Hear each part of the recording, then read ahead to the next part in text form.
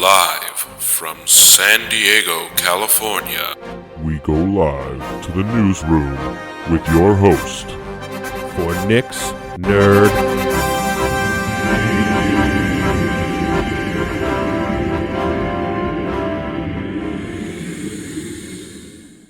What's up, guys? It's me, Nick, your host. This is Nick's Nerd News, and this is the start of the second half of our first decade. That's a weird thing to say. The first start of our 6th year. How about that? That's a better thing, right? You know, obviously, we hit 5 years on the airwaves last week with episode 260. This week, we start year 6, right?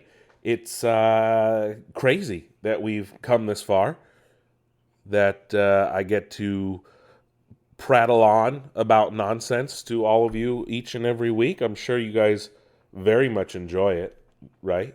Don't you? Anywho, got some fun stuff to talk about today. Biggest thing, of course, Guardians of the Galaxy Volume 3 is out. And I did see it, and I did very, very much enjoy it. Obviously, we'll talk about that at the end of the episode. Just not a lot of crazy video game news. I mean, EA is doing really well, surprisingly, compared to others. Ubisoft's not, and Bungie is doing things. Xbox is having issues. Sony is getting ready for their fall, things like that. So, nothing crazy on that end. And then, obviously, we're going to talk about some stuff in the TV world. The writer's strike is still ongoing. It's only been about a week or so, and that's already starting to affect some major productions. So it's going to be not a lot of crazy things, right? But obviously some news to talk about. Of course, being the most important, the Guardians of the Galaxy 3 review at the end of the podcast. I'm going to keep reminding you guys. Just a couple quick housekeeping notes. As always, check out nixnerdnews.com, where you guys can listen to the show right in your browser, or if you prefer, you can find the links to all of the streaming sites we're on. We're on Spotify, we're on Apple Podcasts, we're on Google Podcasts, we're on iHeartRadio, we're on Amazon Music, and a couple other places. Obviously, those are the big ones. That's where you guys are going to want to like, share, subscribe. You can thumbs up, thumbs down, leave reviews, interact with me. Make sure you guys do that. Also, don't forget to check out our social media. So, Nick's Nerd News on Instagram, on Twitter, on Facebook, places like that. Check out my personal TikTok under the Nick DeFalco. Going to post a lot of previews for the episodes, things like that there as well. So, let's not waste any more time on social media or talking about what we're going to talk about. Let's just talk about it, shall we? So what's going on in the video game world, right? What is the soup du jour in the video game world? Well, let's start off with the story surrounding Niantic and what's going on with Pokemon Go and how there is allegedly a story going around that profits have plummeted in regards to Pokemon Go for Niantic. There was a report in April that their revenue over the last 5 years has essentially plummeted given the pushback to the changes made to the raid system earlier this year. They did speak to Eurogamer saying, quote, "We generally don't comment on third-party estimates of our revenue as they are often incorrect, which is the case here. Our revenue so far in 2023 is up on last year," unquote. That goes against MobileGamer.biz that claimed that Pokemon Go's revenue had slumped from $42 million in March down to $34.7 million in April, which is the lowest revenue since February of 2018 for the game, for Niantic. While this sounds possible, it is interesting to see such a huge drop, especially given the changes. First off, a lot of these changes were made for COVID and things that have to do with that. And obviously they rolled them back as the world tries to get back to some sense of what it was like pre-2020. Niantic followed it up with, quote, "We don't focus on month-to-month trends because they fluctuate based on major live events. This year's changes have already increased in-person rating, and we're excited to introduce exciting new features over the coming months," unquote. So it looks like they're doing okay. again, I don't know. It's obviously not reaching the heights it was in like 2016 and things like that when it first came out. But they've been adding almost all the Pokemon now, things like that. I do expect there to be a drop off in Pokemon Go eventually. I don't think it will be like plummeting, but almost a $9 million drop is pretty big. That's a lot of money in the grand scheme of things. But anyway, moving on. Redfall has come out for Xbox Game Pass PC, and it seems to be not a good game. And a lot of stories have been coming out in regards to how Microsoft treated it, how Microsoft kind of let it just go out to die, or why would they release this game when they're trying to get people back on the platform? Sales are slumping, blah, blah, blah, blah, blah, blah, things like that. But Phil Spencer has essentially come out and said he takes full responsibility. He was on the Kinda Funny Xcast, which is the Xbox podcast produced by Kinda Funny Games. And Phil said, quote, "Upset with myself. Gonna take full responsibility for launching a game that needs to be great," unquote. The other problem with Redfall is this is Microsoft's first $70 game if you don't have Game Pass and things like that. So his full quote said, "I'm disappointed. I'm upset with myself. I kind of revisit our process. I think back to the announcement of 60 frames per second, then we weren't shipping 60 frames per second. That was our punch in the chin, rightfully, a couple of weeks ago," unquote. So obviously he admits the game didn't get what they wanted critically, things like that. I have personally heard the game is absolute dog shit. I wasn't really interested in it to begin with. I don't really play a lot of zombie or vampire games, especially like 4v1 games or games like, it's not even 4v1, but it's like team up games like that. I don't have a lot of friends that play Xbox in general or gaming in general anymore, so that's hard. But it was Arcane Austin, and things are starting to come out. So Redfall was obviously in development before Microsoft purchased Bethesda. We've learned now that they didn't really help with Redfall, and they kind of threw all their eggs in one basket with Starfield. On the same podcast, Phil Spencer said, quote, "When we acquire studios, there are games that are in development, and then there are things that are either really early in development or not even conceived yet. I think we need to improve in engaging with games that are midway through production when they become part of Xbox. We didn't do a good job early on in engaging Arcane Austin to really help them understand what it meant to be part of Xbox and part of first party, and use some of our internal resources to help them move along that journey even faster when we left them to work on the game," unquote. He followed it up with, but when Xbox Game Studios had Matt Booty and ZeniMax president Jamie Leder sit down, I think we can engage earlier with our different studios. And I do think there's a difference when we come in and the creative is already set on a game. And that's not washing our hands. Every game we ship from our teams is an Xbox game, so we take full responsibility for it. Unquote. Essentially, they they kind of let Redfall just go to die. They didn't really care about it, I don't think. It's obvious that they wanted to make sure Starfield was going to be the golden goose because it's the first new IP from Bethesda proper in quite a while and from Todd Howard. So it's going to be a big deal. Todd Howard is promising the moon, essentially, right? And are we going to get the moon, or are we going to get a comet, a small meteor? But I get it, right? They want the Starfield is going to be that thing that they want to be to make the most money. So it makes sense that they're going to throw their whole weight behind it. So it's a give and take kind of thing, right? It's like obviously they can't put full support behind every game, but they got to pick and choose. And unfortunately, even though they kind of pushed a lot behind Redfall recently, they still kind of let it go out and die. But that's not the only thing Phil talked about during the podcast, the Xcast, I should say. He also obviously got candid about the CMA rejection of the Activision Blizzard deal that Xbox is trying to do. Spencer said, quote, "The CMA decision was disappointing. I've been talking to that group for coming up on a year. They've defined a market of cloud gaming that in my mind doesn't really exist yet today. but they have a point of view that maybe we have a lead in a market that is just forming, and that this content could somehow prohibit others from competing in that market, unquote. Again, we talked about how the CMA, the Competition Markets Authority in the UK, one of the few countries to block the Activision Blizzard deal, did it on the basis of cloud gaming. It doesn't really make sense. Cloud gaming is still a very, very small thing. And the fact that Microsoft technically owns most of it is just because they were the first, right? So to block a company on the grounds because they were the first to market with a product and claiming they have an unfair advantage is a little ridiculous, in my opinion. Now, they're going to fight it, and we'll talk about that next, actually.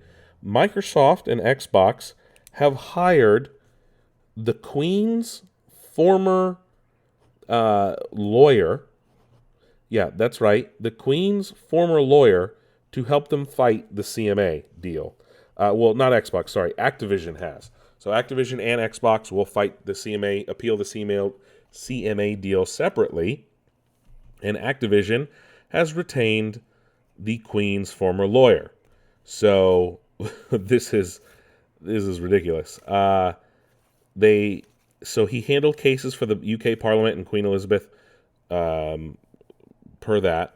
So Lord David Pennick, KC, which means King's Counsel, will represent the appeal for Activision Blizzard to the Competition Appeal Tribunal.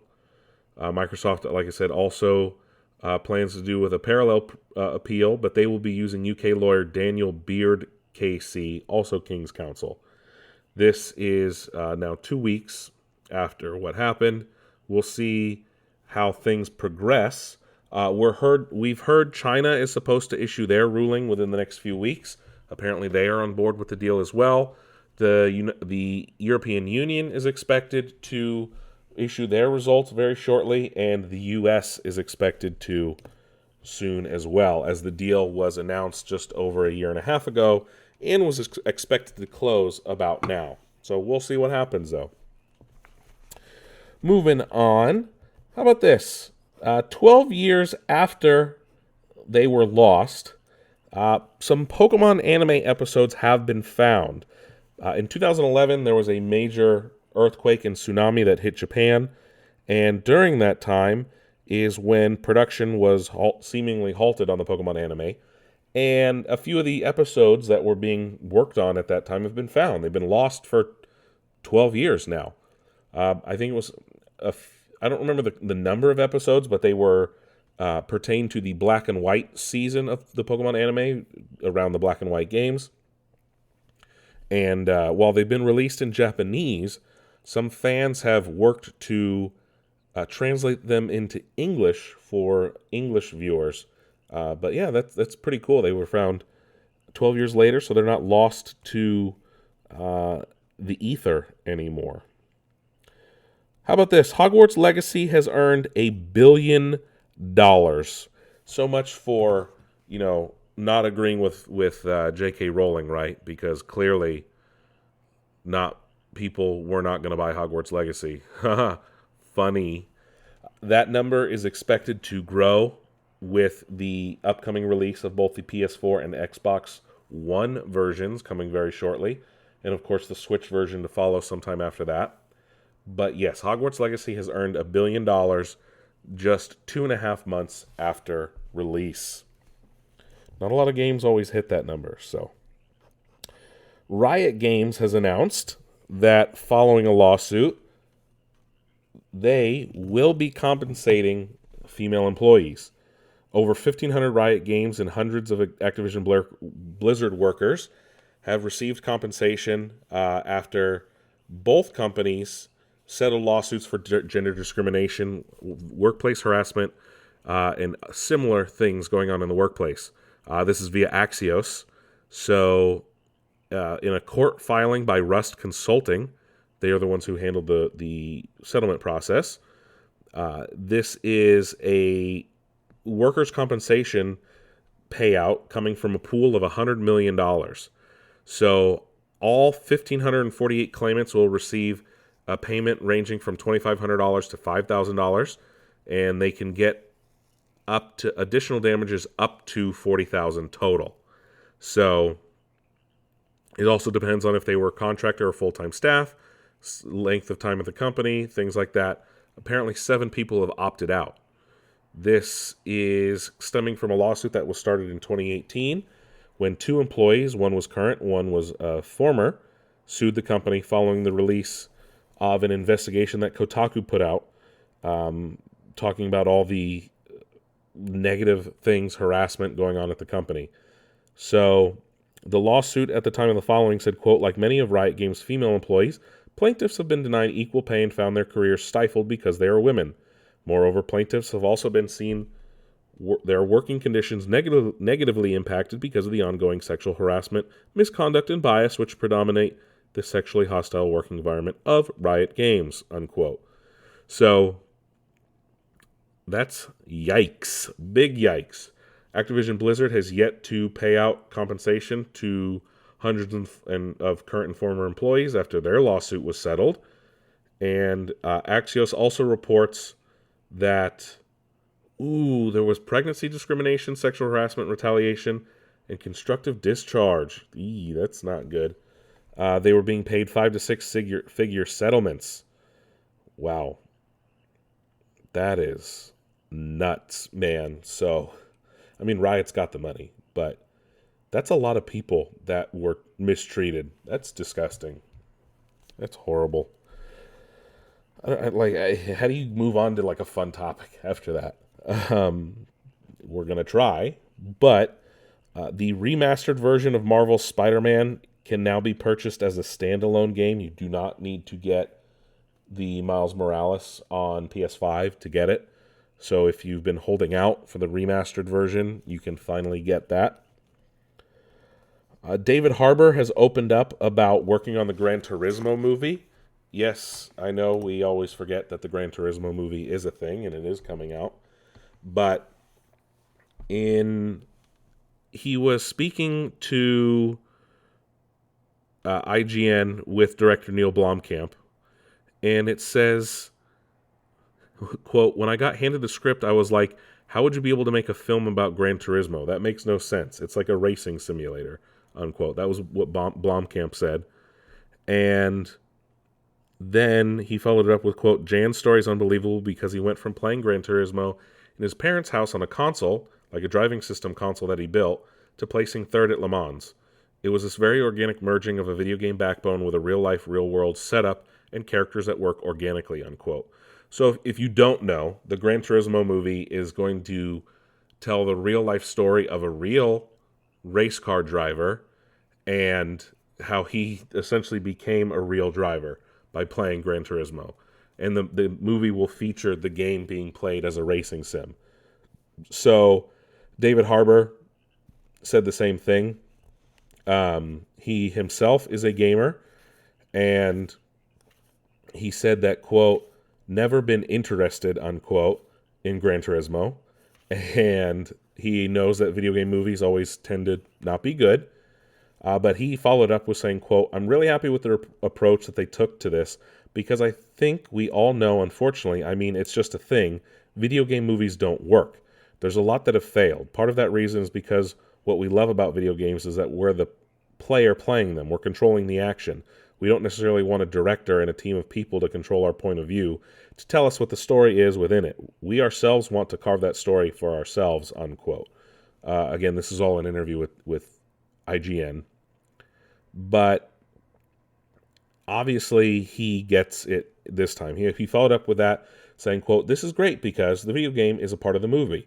I mean, it's about a guy who played video games very intensely and then took that video game experience and put it on the track. It really becomes, to me, like a great sports movie, unquote. So it's not really a video game movie in the truest sense, but it's going to be similar, I guess. I still can't believe it's a Gran Turismo movie. It's like that Need for Speed movie that came out. And sticking with the Sony studios here, Sony has announced they will be closing Pixel Opus, one of their studios, which they've been going on a buying spree, and now they're closing one they've owned for a long time, which is shitty. We learned that Street Fighter 6 will be having an open beta just a few weeks before its launch. That will take place May 19th through the 21st, where you'll be able to try out Street Fighter 6 before it officially launches in June. Nintendo has announced that Metroid Prime Remaster has sold 1 million copies since its release in February, and Pokemon Scarlet and Violet have sold 20 million copies collectively. That's good for a game that was pretty much broken for its first few months. It doesn't have Pokemon Home integration yet, which we're learning will have backwards compatibility, which is pretty cool. But yeah, 20 million copies. We've also learned that, no surprise here, but Switch sales have started to decrease, right? I mean, what, we're 6 or 7 years into the life cycle on the Switch? It obviously, they're not going to be the high numbers they were for the last few years, especially with the pandemic numbers, everyone buying Switches to play Animal Crossing. But per the financial earnings, the Switch sold 17.97 million units in the 22-23 financial year, which is below the 23.6 million units sold between 21 and 22 financial year and 2020-21's financial year of 28.83 million units. So now the Switch has sold a total of 125 million units, which is up from what was reported in February when it became the third best-selling console of all time. That is nuts. That includes the regular Switch, the Switch OLED, and the Switch Lite, which is, its 7th year on the market. They are forecasting 15 million sales for this financial year. Obviously, they don't know how that will help. And who knows what's going to happen with the Breath of the Wild sequel coming very, very soon, Tears of the Kingdom, which could, interestingly enough, up sale numbers. You could see sale numbers go up again when Pokemon DLC drops this year. Who knows? We've also learned that a Switch follow-up console, a Switch Pro, the next Switch, Switch 2, whatever you want to call it, is not coming anytime in this fiscal year.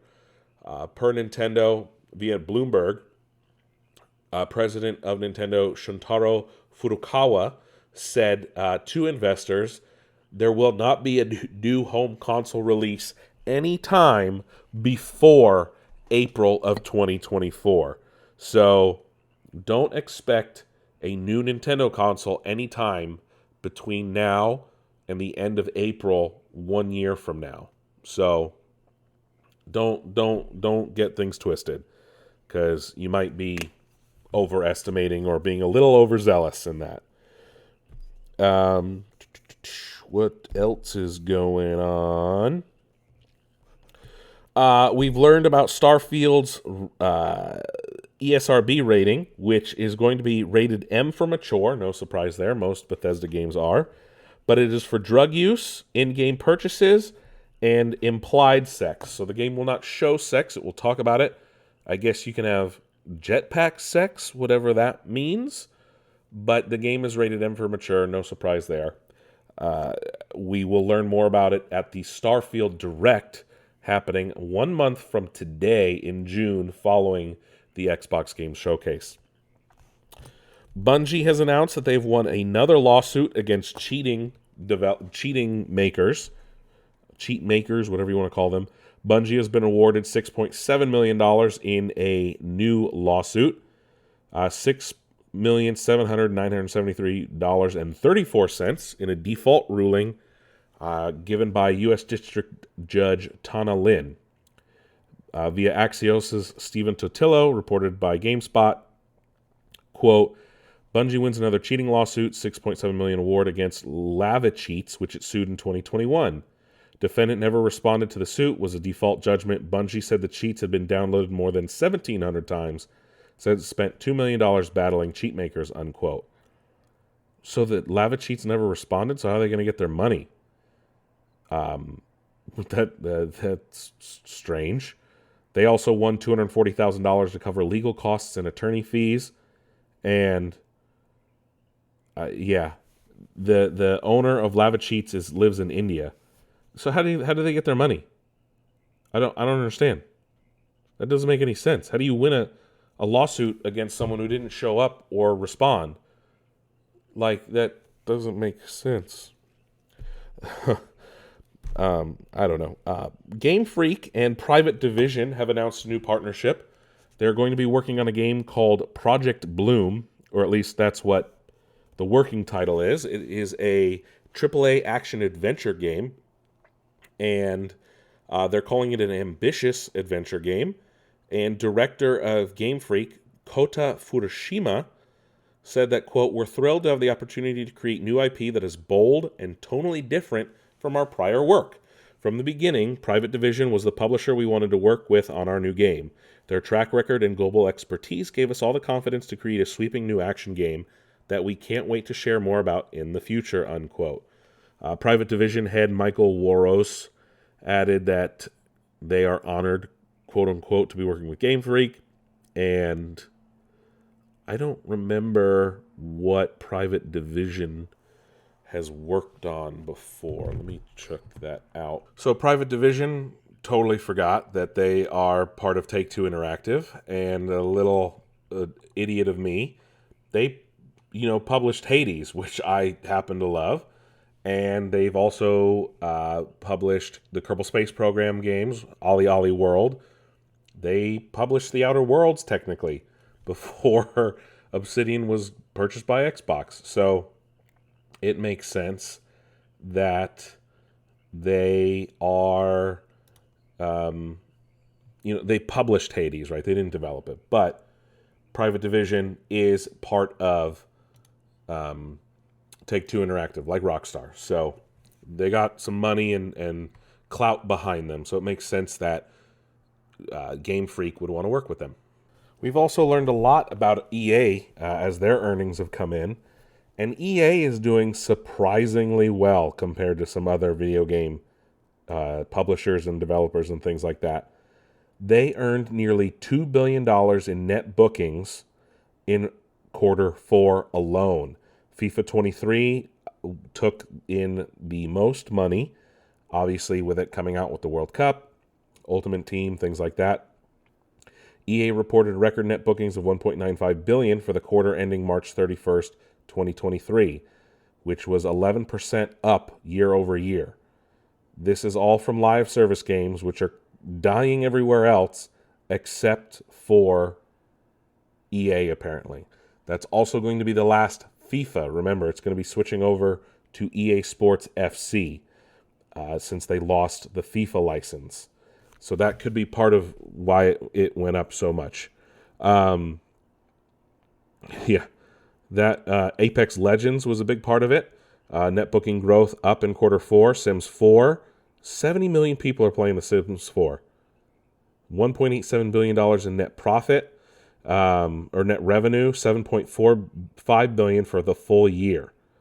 That is nuts. It's expecting quarter 1 to be between 1.8 and 1.93 due to the release of Star Wars Jedi Survivor. That is insane, dude. EA is killing it, which led CEO Andrew Wilson to obviously be interviewed and asked questions. This is hilarious. He said that not worried about the Activision Blizzard deal at all.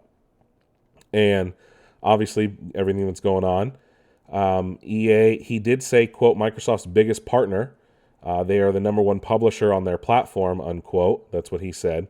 So he followed up with saying, quote, so whether that deal goes through or not is not really material to us broadly. We think we have the scale, again, back to our network, our IP, and our talent, to continue to navigate the future and lead the future of entertainment and compete in a marketplace regardless of whether that deal goes through or not, unquote. He also said, quote, I think we have tremendous assets with respect to the future of entertainment, but as it stands today, we're indifferent as to whether that goes through or not. We think we have an incredible strategy, we feel like we have an incredible opportunity, and whether it goes through or not, we'll continue to be the number 1 publisher on the Microsoft platform, unquote. No lies there. Obviously, the EA, I don't remember what their thing is called. It's partnered with the Game Pass, so you get EA and Game Pass. And obviously EA dominates because they make more sports games than anyone else, right? With the exception of 2K. 2K and EA are the sport game leaders. They obviously don't care about the Activision Blizzard deal, yes, because Activision is big, but in reality, EA is bigger. EA makes more money off FIFA and Madden alone. They don't care about Call of Duty. Yes, they do because Battlefield, but in reality, EA is doing just fine and isn't going to care if that deal goes through or not. Their partnership and work with Xbox is not going to change, and they know that. Andrew Wilson also got candid about AI. Surprisingly, obviously, he's in the top of the company and wants to make the most money and also not spend the most money.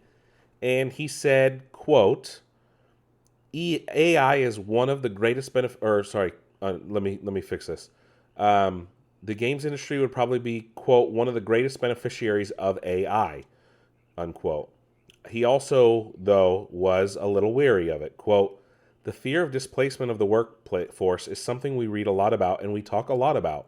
And as we think about every revolution over the course of time, from the agricultural revolution to the industrial revolution and on, there's been displacement of the workforce in the near term. And then meaningful increases in workforce opportunities over the longer term.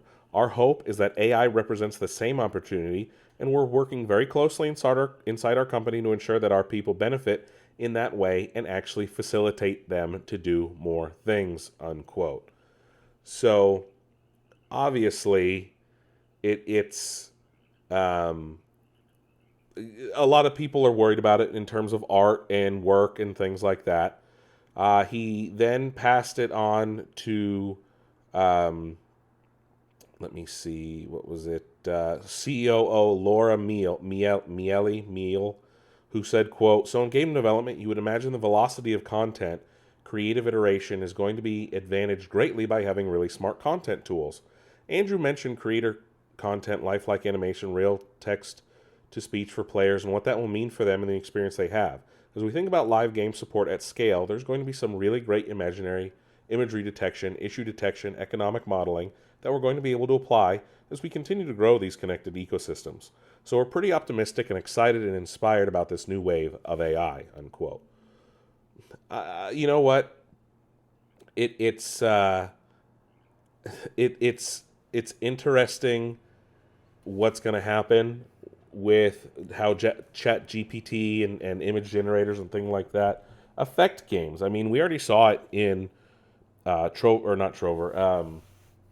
what's that? The High on Life, right? There's a lot of AI generated stuff. AI generated imagery is not perfect yet. There's still a lot of kinks it needs to work out, but it could get there. Text to speech still isn't great. It takes a lot of information from the internet and puts it together what it seems like might be right, but it's still not perfect. Can it get there? I don't know. Will it work perfectly for video games? I don't know. Am I for it? Not really. We'll see though. We'll see what happens because ultimately a human still is going to create the best possible version of something, right? AI can never mimic true creativity ever. It still needs input from people. So we'll see where it goes from here. Speaking of EA doing well, whereas Ubisoft is not. Ubisoft has decided to lay off. It's small, but still an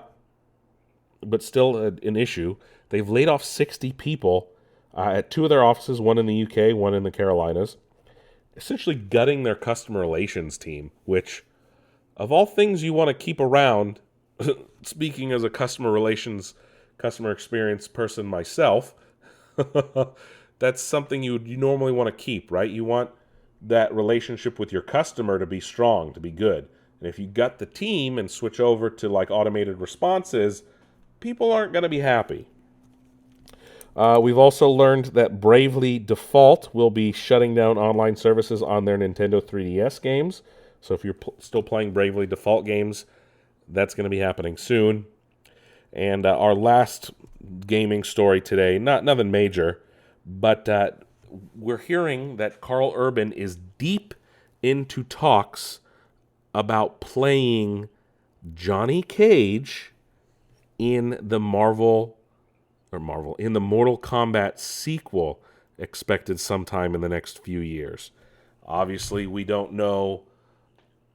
I don't know if it's officially been greenlit or not. We don't know the full story. Johnny Cage was teased at the end of the first one, but Carl Urban is allegedly in talks to play Johnny Cage in the Mortal Kombat sequel.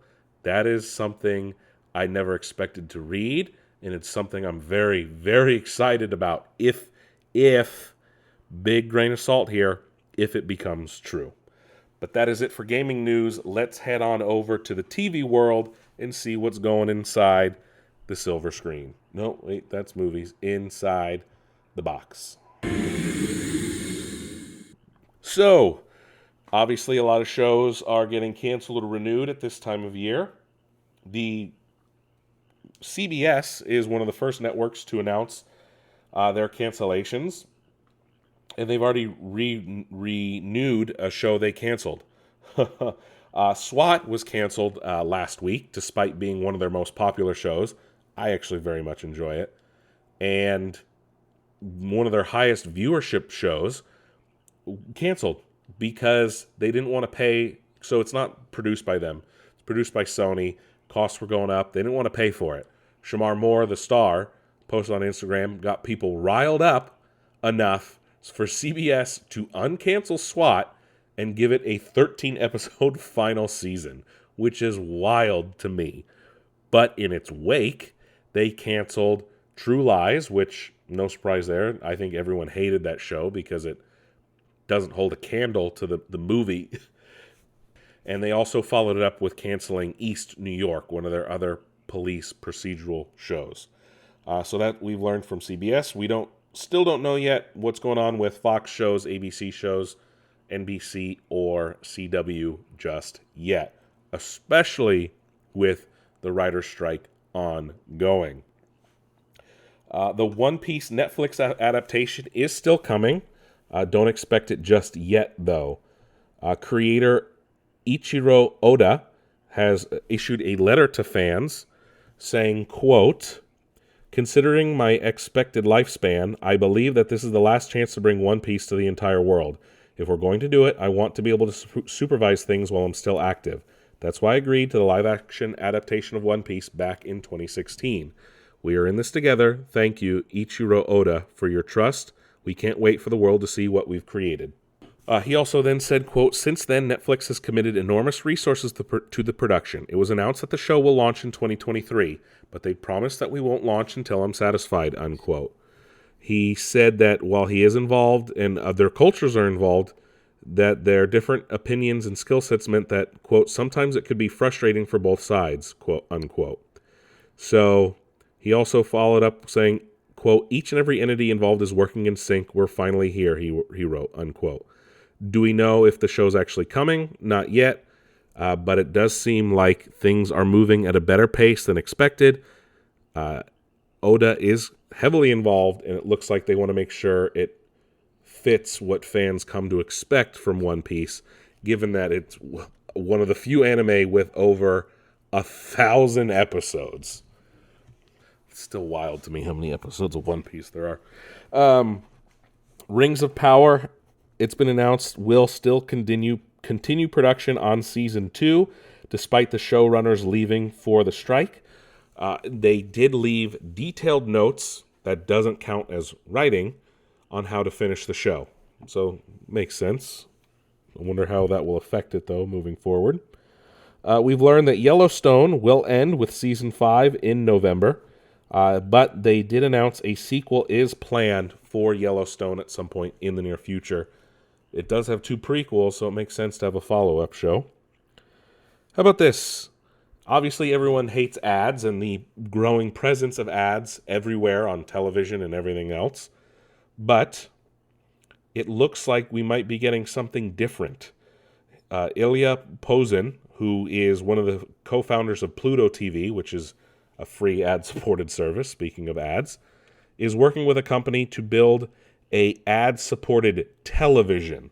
So the TV would essentially be free, but it will have ads.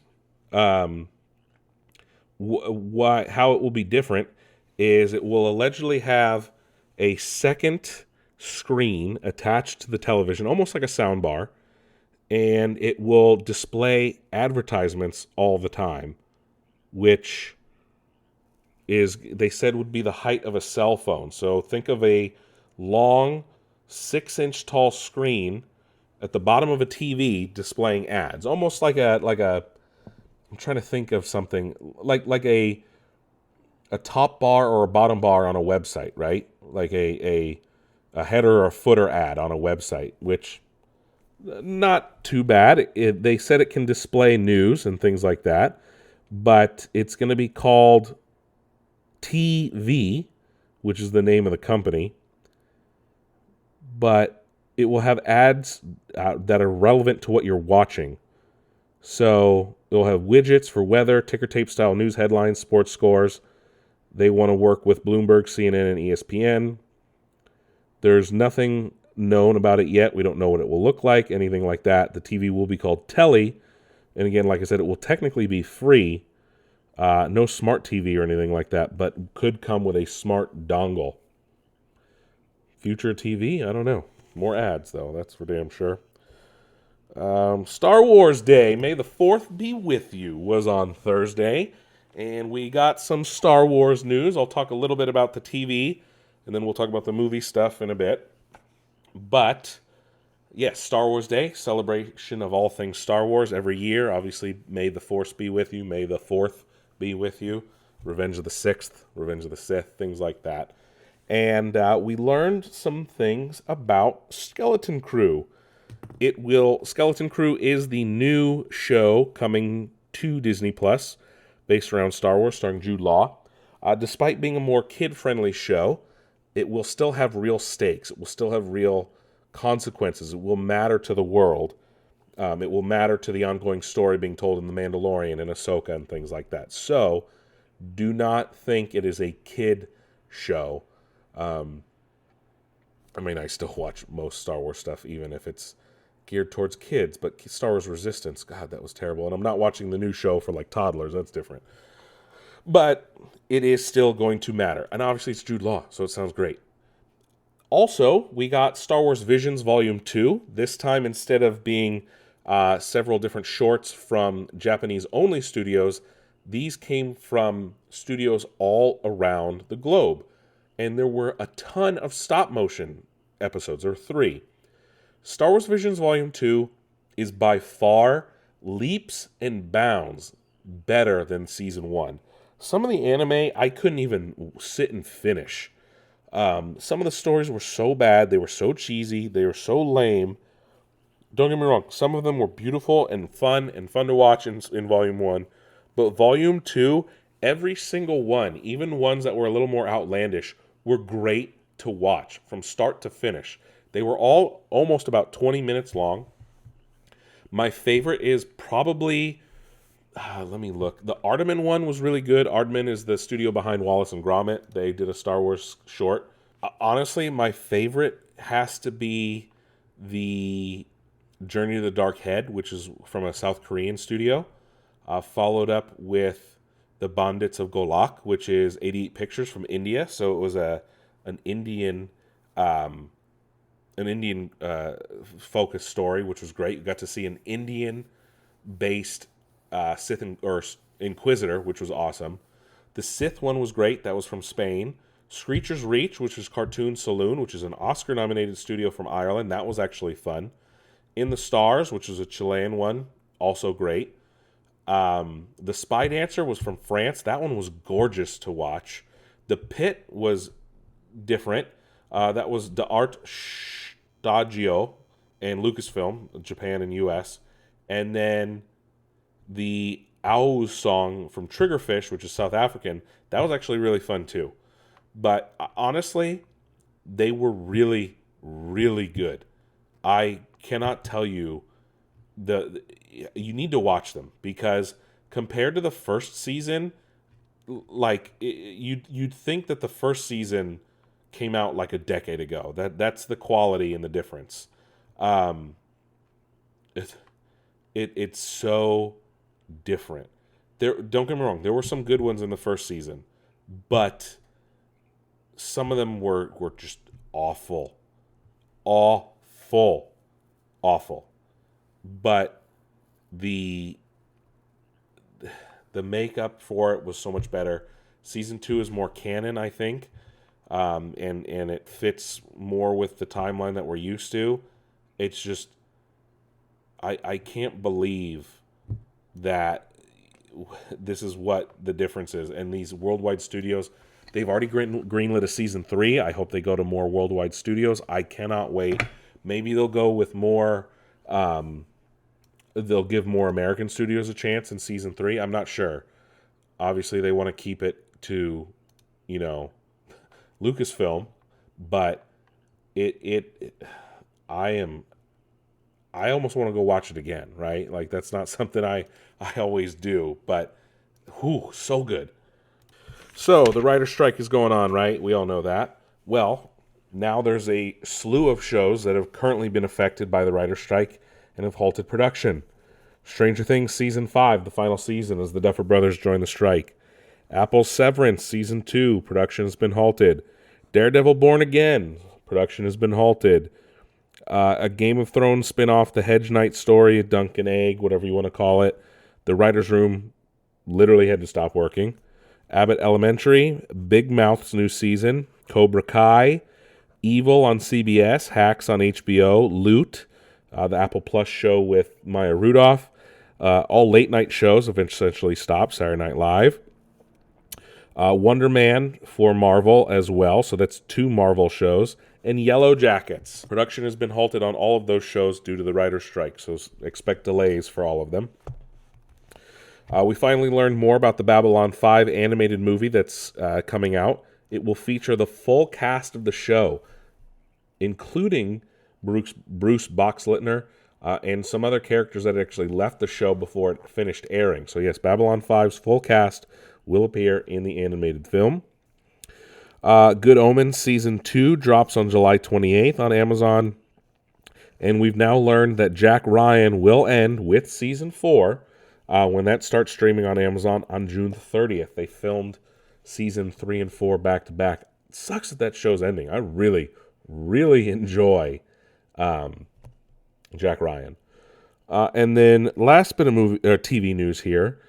Bob Iger has announced that in an earnings call for Disney that Disney Plus will start adding Hulu content to them for them to bolster a one-app experience is what they're calling it. He said, quote, "While we continue to offer Disney Plus, Hulu, and ESPN Plus as a standalone options, this is a logical progression of our offerings that will provide greater opportunities for advertisers, while giving bundled subscribers access to more robust and streamlined content, resulting in greater audience engagement and ultimately leading to a more unified streaming experience," unquote.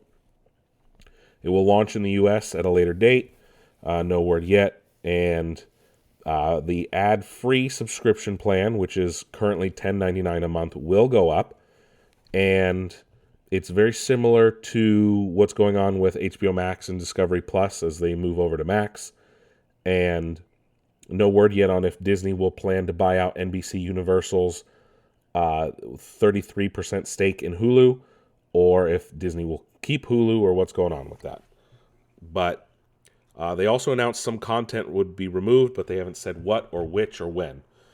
But that is it for TV news. Let's head on over to Hollywood for the movie news. Oh, actually, before I go, this is breaking news technically today. Came out late. Paramount, in restructuring and layoffs, has decided to end MTV News. MTV News was famous for being a news outlet that a lot of Gen Xers and older millennials use to get their news from MTV. Not traditional news sources, but Kurt Loder, Carson Daly. MTV News was a staple. I remember watching it a lot as a kid, as I watched more MTV than I do now. But yeah, MTV News is no more. Pour one out for what was a great institution for a while. But now let's head on over to the movie world, shall we? We'll stick with the May the 4th Star Wars news. And no surprise here, but Kathleen Kennedy wants to fix Star Wars movie releases. And I've said this before. Star Wars movies had a bit of a fatigue by the time Rise of Skywalker came out because it was coming out every year. Unlike Marvel movies, and I've heard other people say this too, Marvel movies are different, right? Every movie is different. You can have a thriller, a spy film, a horror movie. Every single one is different. So there's not going to be the same type of fatigue you would get with Star Wars, which is very insular, very the same. It's all the same characters. Every story has to fit Star Wars, right? And you know, it used to be every 2 years we would get a Star Wars movie, and then between trilogies it was like 30 years, right? But then Disney bought it and wanted their money back right away. But Kathleen Kennedy has opened up about how she was kind of forced to put out Force Awakens sooner than maybe she wanted to. And she followed up with this, quote, "I've often brought up Bond. That's every 3 or 4 years, and there wasn't this pressure to feel like you have to have a movie every year. I feel that was very important to Star Wars. We have to eventize this. It's much better to tell the truth, that we're going to make these movies when they're ready to be made and release them when they're ready to be released," unquote. This is something I'm happy about, right? It's like Star Wars is supposed to be an event, not every single year. And then you have pieces of shit like Solo and Rise of Skywalker come out. And then even you could argue, yes, you have Rogue One and The Last Jedi, which were great. But then you have, like I said, Solo, which got crapped out and had to get a replacement. Same with Rise of Skywalker. And then I would argue Force Awakens, too. Like, I felt that Force Awakens was a bit rushed when it was announced and came out right away. I didn't like that all the whole trilogy wasn't written at one time together. That they should have planned that story out from the start, and you had all these different things. You had The Force Awakens being a safe movie, too much like A New Hope. Everything happened so much. And I get it, and I think Kathleen was a little frustrated. She also said, quote, "What we're exploring is the evolution of the Jedi. We're going very far back. We're looking at the present, and now we're moving 15 years after the Rise of Skywalker. The First Order has fallen, the Jedi are in chaos. There's even a question of how many exist anymore, and Rey's building the new Jedi Order, based on the text that she was given and that Luke imparted on her," unquote. So, honestly, I really hope that this first movie doesn't come out for a couple more years, and it probably won't. The Taika movie is supposed to come out next year. I don't know if that's going to happen. Honestly, if the next Star Wars movie doesn't come out until like 2026, I'm fine with that.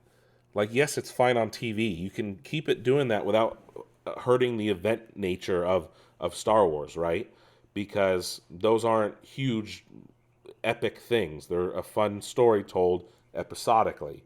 Yes, maybe switch to like one Star Wars show a year. I can be fine with that as well, because then it's still not overload. It's not Star Wars overload. The movies, they almost beating your head with it. And I'm saying this as someone who loves Star Wars, right? But you need to give it time to breathe, to grow. You don't want to be inundated with stuff, because then it's like, bro, take a breather. Let shit like grow. Again, it used to be 3 years in between, right? A New Hope, 77. Return of the Jedi, or 3 years, not 2 years. Then you had Empire Strikes Back, 1980, and Return of the Jedi, 1983. Then 99, The Phantom Menace. 2002, Attack of the Clones. 2005, Revenge of the Sith, right? Then you had a 10-year gap. Obviously, the Clone Wars was on TV and stuff in between. But then you had like a 2-year gap between movies, and you had Rogue One and Solo in between. So it was like boom, boom, boom, boom, boom. And they were all over the place. And it makes sense. Like, yes, eventize them. Again, like I said, if it's like 3 or 4 years between, then it's almost a decade between Star Wars movies. And I would honestly prefer that. Keep it on TV in the meantime, and only like do films for big event stuff, and it makes sense. Star Wars can be draining. It can have fatigue, because unlike Marvel, they're the same. They're different, yes, telling different stories, but they're not different genre-wise. And finally, on Thursday, Carrie Fisher finally got her star on the Hollywood Walk of Fame. Well deserved and way later than it really should have been. Moving on to non-Star Wars stuff, let's talk about what we've learned about Doctor Strange 2. Apparently, oh, wait, one more Star Wars story. I don't know why I forgot this. Don't expect a Snyder Cut, quote-unquote, version of Rogue One. Tony Gilroy has said.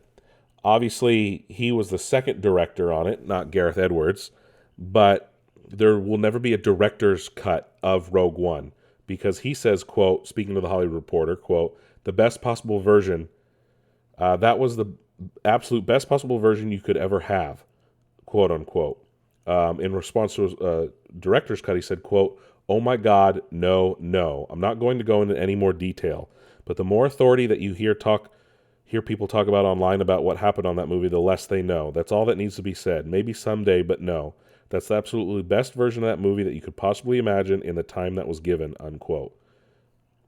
Like, yes, I agree. And yes, it went under extensive reshoots, and it changed quite a bit. You can see that in trailers, right? But it was there's no alternate cut. I don't think that's ever coming. Tony Gilroy is obviously helping make sure Andor season 2 gets done properly, even though he stepped away from writing duties because of the strike. But no, Rogue One's great. It doesn't need to change. We don't need a director's cut. While I would like to see those alternate scenes as deleted scenes, I love Rogue One. I love it. And we all know that. I've said it multiple times. But let's go over to the other side of the Disney world and look at the Marvel Universe, the MCU. We've learned that the writer's room of Doctor Strange 2 were not able to finish watching WandaVision because it hadn't been finished yet. So they essentially had to work with what they had, which is kind of explains like the tonal shift of Wanda between WandaVision and Doctor Strange 2. So speaking to Vanity Fair, Elizabeth Olsen said, quote, it's a similar arc in Multiverse of Madness that it is in WandaVision. There could be parallel stories being told there of dealing with grief and loss. Well, I proposed that to the writers of Multiverse. I said, do you know what we're doing in WandaVision? Have you seen it? And no, they had not seen it because it wasn't finished yet, unquote, which is kind of strange. She also said, quote, had to try and play it differently. I had to attack the same themes in order for it to be interesting for me, I think, and potentially for the audience. I just had to come at it from a different point of view, unquote, which makes sense because like she had this growth in WandaVision. It seemed to be completely gone when we got to Multiverse of Madness. That's very interesting. She made fun of some of the dialogue though too that was in WandaVision, but it's interesting to hear that now. But it's glaringly obvious when you think about it between the two projects. We've also learned that Guardians of the Galaxy won the weekend, $282 million overall worldwide, and $114 million in North America, making it one of the highest debuts. And we also learned that Blade is officially on hold. It's one of the few movies to be affected by the writer's strike currently. It's actually the only major movie so far to be affected by the writer's strike, as Marvel tries to keep Phase 5 going. But we'll talk about Guardians, my review, in just a few minutes. We've also learned from Disney CEO Bob Iger in regards to AI and how it could affect the industry. Again, speaking on the earnings call, he said, quote, it's pretty clear that AI development represents some pretty interesting opportunities for us and substantial benefits. In fact, we're already starting to use AI to create some efficiencies and ultimately to better serve the consumers.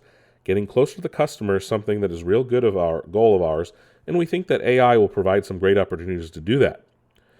But it's also clear that AI is going to be highly disruptive and it could be extremely difficult to manage, particularly from an IP management perspective. I can tell you that our legal team is working overtime already to try and come to grips with what could be some of the challenges here, and we're certainly not the only ones across not only our industry but industries. So I have to say, overall, I'm bullish about the prospects because I think they will create efficiencies and ways to use for us to basically provide better services to customers. On the other hand, I think that there's a lot we'll have to contend with that will be quite disruptive and quite challenging. Getting into more specifics is not something I'm really prepared to do right now, unquote. So, obviously he knows how it can affect their IPs and things like that based on people creating images and stuff like that. What's protected, what's not.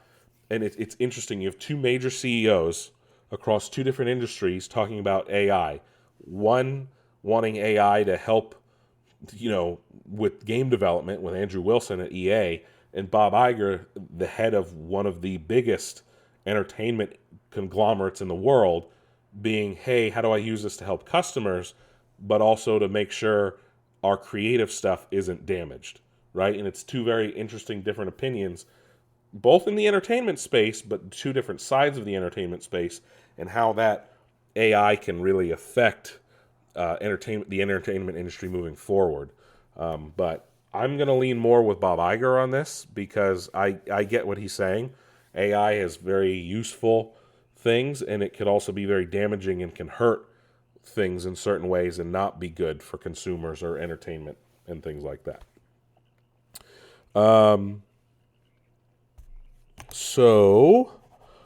We've learned that Burger King will be releasing a red and black burger in collaboration with the Spider-Verse movie. We'll have a red bun and black seeds. Interesting. Better than like an all-black burger that some companies do. Beetlejuice 2 is official now. Michael Keaton will return. Jenna Ortega is confirmed to be playing the daughter of Winona Ryder's character. And it has a release date of September 6th, 2024. So that's official. Will we get a sequel to the Dungeons and Dragons movie? I don't know, but the directors have opened up about what could be in a potential sequel. In speaking with Polygon, Jonathan Goldstein and John Francis Daly said that, quote, I think probably the Owlbear would make a repeat appearance because that's certainly a favorite. I think a lot of people on social media were hungry for a Beholder, and they probably deserve a Beholder if there's a sequel. But beyond that, it's really just going to come from what's the most compelling story to tell, unquote. So, Beholders are very famous in Dungeons & Dragons lore. And they also said they'd want to, quote, see their characters level up, unquote. But I very much enjoyed the movie, and we talked about that. And I actually recently started playing Dungeons & Dragons for the first time. I had my first session, rolled characters, all that, so I'm happy to finally play it. They also spoke more about a sequel, saying, quote, the good thing about a sequel is you don't have to spend much screen time introducing the party. The audience knows them, and you can jump into the plot more quickly, and obviously we have great affection for both the actors in these roles that they play, but we'd want to introduce some new figures along the way, and certainly a lot of new monsters, unquote. So, based on the money it made, I really do hope it gets a sequel. It probably will, but obviously stick to Nick's Nerd News for any announcements that may come out in the future. And before we get into the Guardians review, I have one more story here. The CEO of AMC Theaters talks about the strike and how it could affect the movie theater industry. He said, quote, this is via Deadline, quote, as far as its impact on AMC and the movie industry, if this is a short strike, I don't mean days, I mean months.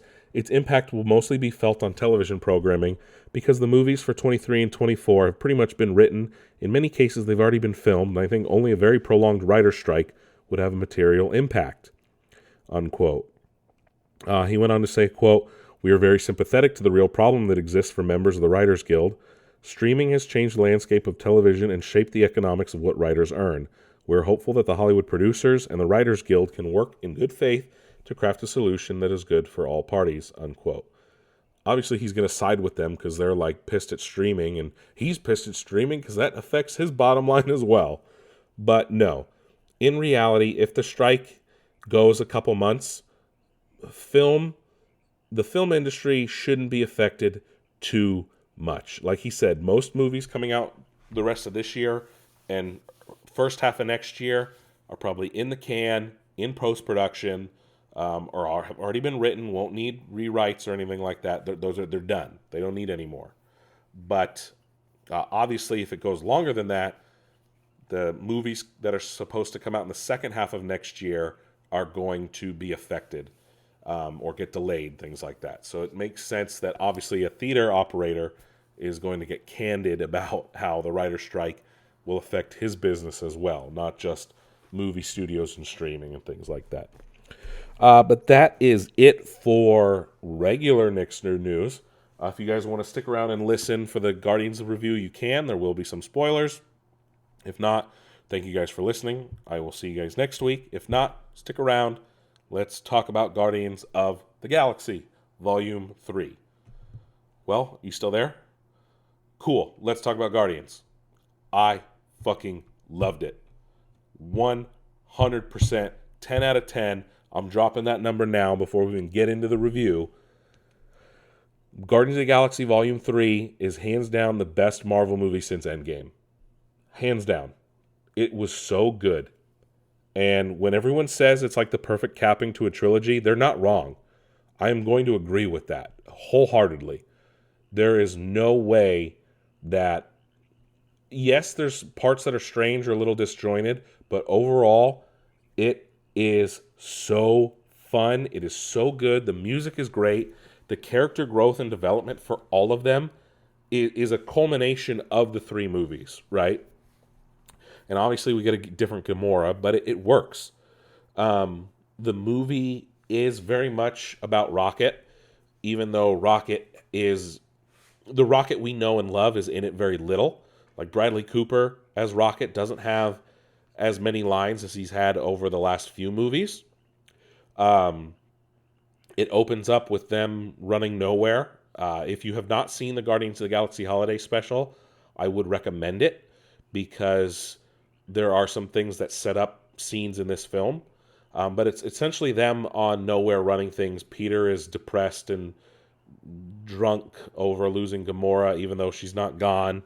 Adam Warlock shows up in the movie like almost right away. Like there's no delay in getting to Adam Warlock. Will Poulter plays him great. Aisha, the head of the Sovereign, way more in this movie than there's more of her in Guardians of the Galaxy Volume 3 than she was in Volume 2, which is funny because she's kind of like the crux of she's the crux of the movie in Volume 2, right? She's the villain, essentially. The stuff with the High Evolutionary is great, especially with all the flashbacks with Rocket and him like learning about his backstory and his friends and why he chose the name Rocket and essentially why the High Evolutionary is going after him. There are parts of this movie that are pushing the limits of PG-13, much like Doctor Strange did. I felt like I was watching a Cronenberg movie a lot. There's like a lot of body horror kind of stuff and mangled things and creatures, and it's interesting for sure. It is not holding back when it says if you're an animal lover or you might get squeamish, you will, because there's things that are hard to watch in the film, especially if you have issues with like animal torture and stuff. Even though it's not real animals, right? It's all CG and stuff. It is a somewhat realistic depiction and hard. It is hard to watch. There are things that are written very well. James Gunn knows how to blend music and film together in a way that not a lot of directors do. And the soundtrack is great. I think it's better than Volume 2, personally, because it spans generations, right? It's not just 70s, not just 80s, things like that. It goes from the 70s to the 2000s, and then the music spread is great. There are the use of different characters, even minor ones, is played very well. Nathan Fillion finally gets to show his face in a Guardians movie. He's great friends with James Gunn, so it's fun to see him interact. And the story, there's like a running gag in the movie, like, oh, you got an idiot working for you too. It's fucking hilarious. We finally have like a blowout fight between Drax and like Mantis and Nebula over like essentially about Mantis and Drax being kind of stupid all the time, and it makes sense. But again, everyone has this great character growth over the course of the film, understanding who they need to become, who they are. Even Gamora, because it's 2014 Gamora again, but this time she's a Ravager and she's a little harsh. There's a lot going on, but never overwhelming. And the plot, again, revolves around Rocket being hurt by Adam Warlock and them trying to save him. And that's why why can't I think of his name now? I was just saying it. The main villain of the movie, the High Evolutionary. And he wants Rocket because Rocket was his greatest, like, mutation, essentially. Rocket is the only one he's created, that could invent, that could put things together, despite all his efforts. And going to Counter Earth is very strange, seeing all the anthropomorphic animals that we've seen in the trailers. But they're fun and interesting to interact with. What they do with Nowhere towards the end is great. Cosmo is great as the Cosmo the dog, the astronaut dog. It's just overall, even though they introduce new characters, they don't feel forced. They don't feel out of place. So it makes sense when we get to the end and what happens. Now, I'm not going to say if anyone dies or not, because that would be too big of a spoiler. The after credit scenes are great, though, because we get like a kaiju Groot. And then also, we do know, I will say this, I'm not going to tease the second after credit scene, but we do know Star-Lord will return, and it does say that at the end of the film.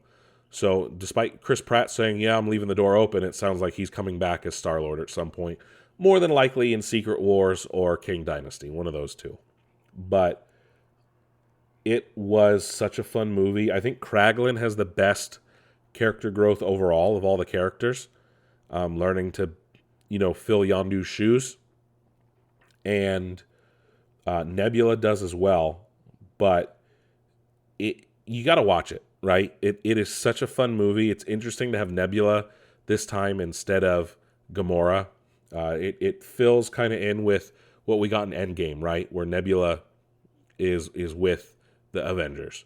So it's definitely a fun movie. It is 100% 10 out of 10.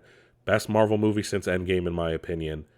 If you were hesitant because of the last few Marvel movies, I want to qualm those fears right now and tell you need to watch Guardians of the Galaxy Volume 3.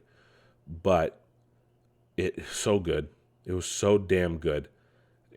I could sit here and nitpick, or I could sit here and explain the whole movie scene by scene. I won't. But I'm just telling you that the things I did enjoy, there wasn't much I didn't like, actually. There was very little of it that I didn't like.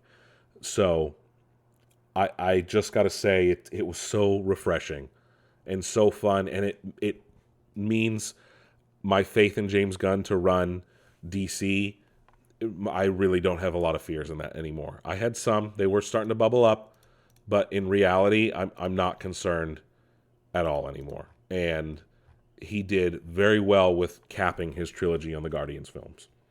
But that is it for Nixner News. Don't forget to go to our website where you guys can find links to all our social media sites, as well as where to subscribe to the show: Spotify, Apple Podcasts, Google Podcasts, iHeartRadio, Amazon Music, things like that. Nixner News on Instagram, Facebook, Twitter, The Nick DeFalco on TikTok. And with that, I will catch you guys later. Catch you on the flip side.